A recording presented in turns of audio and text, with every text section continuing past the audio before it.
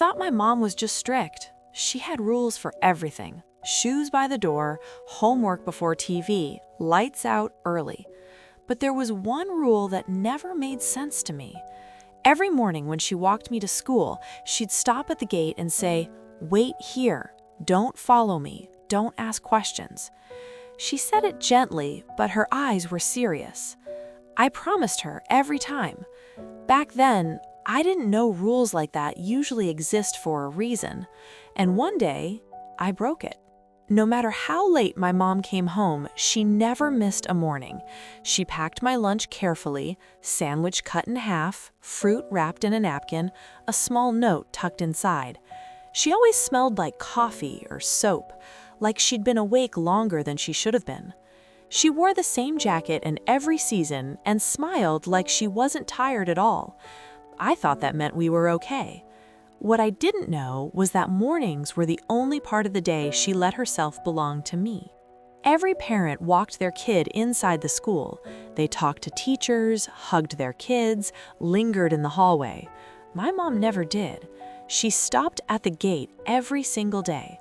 She waited until the bell rang, until I disappeared into the building, and then she turned away fast, like she had somewhere she wasn't allowed to be late for.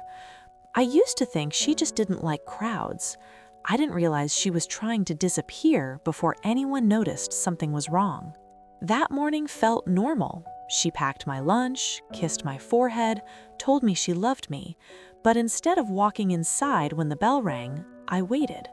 I hid behind the fence and watched. She didn't head toward work. She walked the opposite direction. I followed her from across the street, my heart racing. With every block, the places felt less familiar. I knew I was breaking her rule, but something inside me needed to know why it existed. She stopped in front of a brick building with no sign, just a metal door and a buzzer. She hesitated, took a deep breath, and pressed it. The door opened. She went inside. I stood across the street, confused and scared, until I noticed a small plaque beside the door. It said, "Women's Transitional Shelter." I didn't fully understand the words, but I understood the feeling. My stomach dropped. Something in my childhood cracked right there on the sidewalk. I waited until she came back out. When she saw me standing there, her face changed in a way I had never seen before. Fear, shock, and then guilt. She rushed toward me and asked what I was doing there. I told her the truth. She sat down on the curb and cried, quietly, like she'd been holding it in for years. That was the first time I realized my mom wasn't unbreakable. She was just tired. That night, she told me everything. About losing a job, about rent going up, about choosing to keep me stable, even if it meant she wasn't. Some nights, she stayed at the shelter. Some nights, she didn't sleep at all. She showered there, kept her things in a locker, and made sure she looked normal before she came home to me. She said she didn't want me to feel poor. She didn't want me to feel scared. She didn't lie. She protected me. She looked at me and said, "As long as you felt safe, I was doing my job." I didn't know how to feel. I was angry, I was sad, I was grateful, and I was ashamed for every time I complained about anything. Our life didn't suddenly get easier after that, but it got honest. We struggled together instead of alone, and she still packed my lunch every morning like that was her promise to the world. Years passed. I grew up, I moved away, I built a life.